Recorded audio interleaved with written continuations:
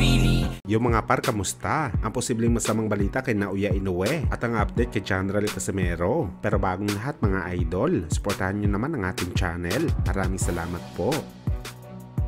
So matapos nga po mga idol ang impressive na panalo ng super middleweight undisputed champion Canelo Alvarez sa laban nito kay Jermell Charlo kahapon, at matagumpay nito din depensahan ng kanyang titulo sa pangatlong pagkakataon, kung saan mga idol isang araw pa lang ang nakalipas. Usap-usapan na po ngayon sa mga kilalang boxing site ang potensyal na pag-akyat ni Canelo sa pound per pound list ng The Ring Magazine, kung saan mga idol kasalukuyan na sa number 4 si Canelo sa listahan, at marami ang may tiwala na aakyat daw si Canelo sa number 1 o di kaya sa number 2 spot sa pound per pound. Kaya dahil dito mga idol, nanganganib ngayon na mawala ang pwesto ng Japanese monster na Naoya Inoue sa kanya. Baka bumagsak daw ito sa number 3 spot kapag nag-update ng rankings ng The Ring Magazine. At masakit ito mga idol para sa Japanese monster ang ganitong bagay. Noong nakaraan lang, matapos manalo ni Terence Crawford kay Errol Spence at kinawang number 1 pound per pound si Crawford, nagreklamo po si Inoue sa listahan na dapat pantay daw sila ni Crawford sa rankings. At ngayon ulit mga idol, posible ulit masapawan si Inoue ng Mexican superstar. Well, sa ngayon mga idol, hindi pa naman nag-update ang The Ring Magazine. Ibig sabihin nito mananatili pa rin si Inoue sa number 2. Pero ang tanong dito mga idol, bakit kaya hindi naging number 1 si Inoue at posible pa siya mabaklas sa number 2? Well, isa lang po dyan mga idol ang sagot kung bakit. Ito dahil kapag pinagkumpara mo ang mga laban ni Crawford at Canelo sa naging laban ni Inoue, masasabi mo talaga mga idol na mas mababang level ang Hapones. Si Inoue kasi ilan pa lang ang mga bigati na pangalan na pinataob nito sa bakbakan, kagaya ng ating Filipino Flash Tonito Donaire Jr.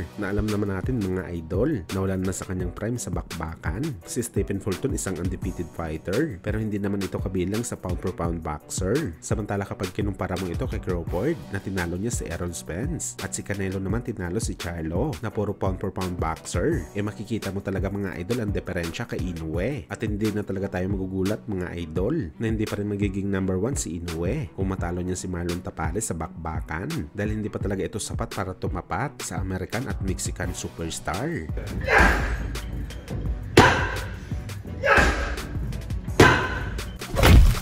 Sa kabilang banda naman mga idol, halos 10 tulog na lang nga po makikita na natin muli ang pagbabalik ng angas ng Pinas General Casimero sa ibabaw ng boxing ring kalaban ng Hapones na si Yukinori Ogunin na gaganapin sa Japan. At sa 10 araw na to mga idol, tila hindi pa rin tumitigil ang mga issues sa Team Cuadro Alas. Una nga dito mga idol ang balita na undercard lang daw si Casimero sa event ng Treasure Boxing Promotion. At ngayon po mga idol may rumors ulit na nagkakaproblema daw mga idol ang Team Casimero, particular na sa pagitan ni Casimero at sa manager nito na si Jose de la Cruz na partner naman ni Igis Climas. May konting problema lang daw mga idol pagdating sa sponsorship ni Cuadro Alas. Pero ulitin ko mga idol, rumors pa lang ang report na to. Ibig sabihin wala pa itong katotohanan. Mas mabuti pa rin hintayin natin ang statement ng kampo ni Casimero kung totoo ba talagang lumalabas na issue na to. Asahan naman natin mga idol na magbibigay pahayag ang 3 Division World Champion tungkol dito, dahil sa bawat issue at problema palagi naman nagbabahagi ng update si Cuadro Alas.